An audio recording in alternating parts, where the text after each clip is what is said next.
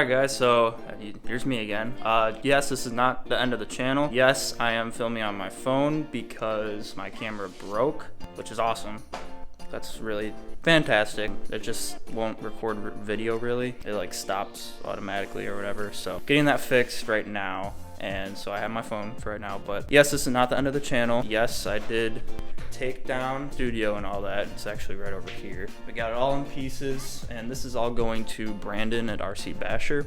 So then basically he's going to explain it a lot more than I am, but the channel is his now. But right now I just want to take the time to kind of explain what's going on. I know you guys, a lot of you guys watched the last video where I kind of said, like, you know, things are kind of ending for me at least, but I gave the channel, well, I guess he paid for it kind of, but I sold the channel to Brandon over at RC Basher.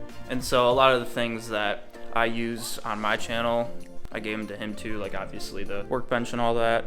That's all going over there, the pegboard, all the pegboard hooks and all that. That's all going to him, so then it's kind of still like the same channel, you know, it's just kind of a different voice and stuff, and a few different RC cars. He did buy my Current 4S off of me, and then he has his Vortex Granite. He's gonna go over all of his cars and all that, but he did buy the Current, which is cool. So now I just want to take the time to kind of go through all my stuff and see, like, you know, what I could actually keep or what I can sell to him to see if like he can use it or something. So I kind of have everything just kind of thrown around at this point. Some of the stuff I can't give away necessarily because it's like, it's Colin's stuff, and I think he's gonna come one day and pick stuff up, but like, you know, like Capra, I can't give that away. And then also that Slash, which is kind of a parts car right now, but I think it only really needs a spur gear and an ESC, it looks like, and a motor, which half that stuff I have. So that stuff I can't necessarily give away. I just want to take the time to go through, you know, like, what of this do I need? I guess I don't need. I should probably keep those lipo bags because I am keeping some of my batteries for now, at least. If anyone wants to buy them, let me know. I'll sell them. I'm just gonna go through and see, you know, like what I actually need, what I can use, because I don't really need a lot of this. So I'm gonna sort through all this, probably make a little time lapse, I guess.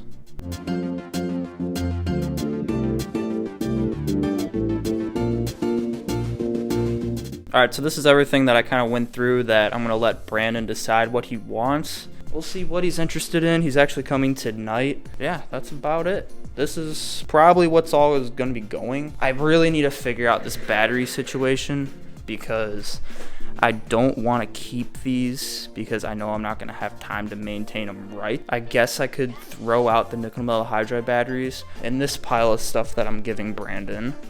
Obviously, we have the workbench and all that, my Pro Line banner, my pit mat. We got my old Creighton chassis, peg hooks. I found these wire extension things for my Venom charger. Got a Dean's plug and an EC5. I forgot to give him those. And then this is my battery from the Infraction. When I first got it, I cut the connector off so I could use it for something else. So it's his for free because he still uses his nickel metal hydride pack, so I figured I'd just give it to him. One less thing I have to worry about. Then of course we have my industrial grade professional lighting setup for the desk, of course. And again, about these batteries, what I was trying to say is I don't know what I'm going to do about them because I don't want to keep them. I might, and the problem is that like half these batteries, Brandon can't even use them. For example, these two batteries I only used in my 6S Creighton, so he can't use them, plus they don't work right with the Arma 3S. They cut out a lot from what I found. I feel like the C rating is too low. They just don't push out enough power. And then same goes for this one because it's even smaller than these two packs. That's a Traxxas LiPo. He can't use it. We got Traxxas nickel metal hydrides he can't use. This is a WL Toys battery, which is now only good for the e-Revo. And Colin is going to be selling the e-Revo. He actually came to pick it up the other day. I don't know why he didn't take that though, but whatever. Capper battery. So this is actually one that we're going to be keeping. Another Traxxas LiPo, that one's Colin's. I mean, I guess he could use the 2S batteries. I feel like I've used them before. Oh, that's the Vanquish battery. I can't use that. It's like a weird size. It doesn't really fit in anything. That one won't work in his 3S Armas, and that's it. Not a lot of them will work for Brandon's case, and the other ones that are Colin's, he's selling the cars that go with them. So I don't really know what I'm going to do about these. If anyone has any use for Traxxas 2S batteries or let's say these Pavway, this one, the 6050C 3S. Like, if anyone has any use for this, DM me or email the Trax RC business email in the description. I might be able to hook you up with it. I don't know, but we'll work something out maybe. These two batteries I might be selling with the Creighton, or I might just give them away with the Creighton buyer just to get them off my hands. So yeah, I'm not really sure what I want to do about these batteries, but I really don't want to keep them. I guess that most of the 3S ones will work with the infraction that Brandon has once he buys the brushless off me. So I guess there's that. Maybe I'll just give him all the batteries. I don't know. We'll work something out. But yeah, he's coming today around 8 to pick stuff up. We're gonna load up the pegboard, the desk, and all that, and the countertop, and then he's gonna set it up in his basement too, and you guys will continue to see RC content from him. I just want to thank you guys again for, you know, all the support. I know that this was kind of unexpected, especially for the long time viewers of the channel, I guess, but definitely be sure, if you still want to see more of me and stuff, make sure to subscribe to my other channel and like my Instagram and TikTok and all that, because I'll be posting a lot there. I just finished up a Moab, Utah series where we went to Easter Jeep Safari. That was really fun. So yeah, if you want to see more of me, go there, check it out. I have some fun over there. But for you guys that are definitely going to be staying here, obviously don't unsubscribe, because this is not the end of the channel. It's just the end of me controlling everything, I guess. So I'll put you guys back on when Brandon gets here tonight, and then after that, the rest of the video is going to be his. So thank you guys.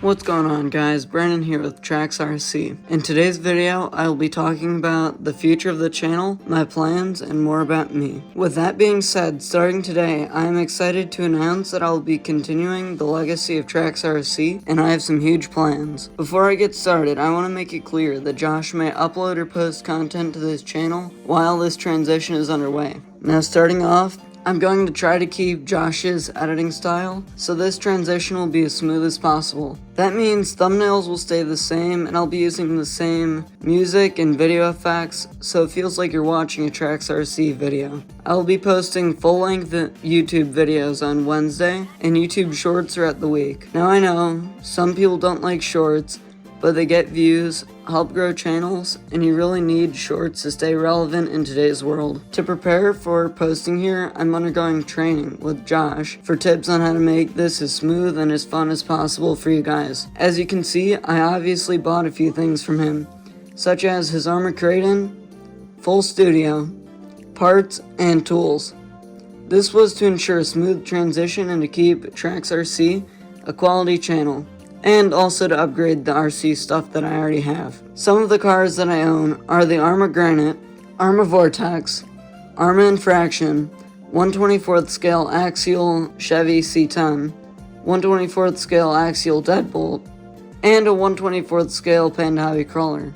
I have quite a few upgrades, so here's a quick overview of the cars and their upgrades. Starting with the Arma Granite. One thing that I've upgraded is the servo, and this is because my old one started to burn out. We did have to replace the chassis on it, and that is because someone, Josh, broke it. In the future, I'm thinking about getting an M2C motor mount, because the one that I currently have is slightly bent. The M2C motor mount does a better job of keeping everything in place than the stock motor mount. On the Arma Creighton 4S V2, two things have been done to it. The first one is upgraded motor bearings, because the stock ones like to explode. And the second one is Proline skid plates on the roof and nose of the body, because otherwise the body gets all scratched up. My plan for it is buying a bash bar for the chassis, because it has a history of cracking when you ram it at a tree at 40 miles an hour. I mean, I don't know why it would do that, but it did. The bash bar helps protect and strengthen the chassis, and I don't want to be replacing the chassis or rebuild the Creighton anytime soon, at least. On to the Infraction. The Infraction is stock, but I'm thinking about getting a brushless system and fans. The stock Infraction 4x4 Mega comes brushed, but brushless is much faster.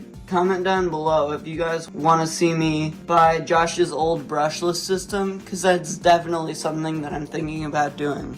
Next is the Arma Vortex. Currently, this truck is bone stock, but we have some cool upgrades going on that's going to make it a completely different machine. And I'm super excited for that. I mean, it's going to take it to the next level. We're putting maybe $100 to $150 into it. We have the parts, it's just putting them on the truck. Lastly, all 3 of our 1/24th scale crawlers are stock, and the one thing that I might do to them is add brass axle weights to keep a lower center of gravity. This allows you to climb up steeper slopes and prevents you from tipping over. Now, for those of you who subscribed to my previous channel, RC Basher, I will be keeping it, so don't unsubscribe from it. My current idea for it is to use it as a clips or extra channel. I'm not sure when this will come into play or what I'm actually doing with it, so please be patient because it will be a few months until I do anything with it. If you have any ideas for it, comment down below because I'd be happy to think about what you guys have to say for it. For anyone who has seen my old channel, you know that Josh and I have similar bashing styles,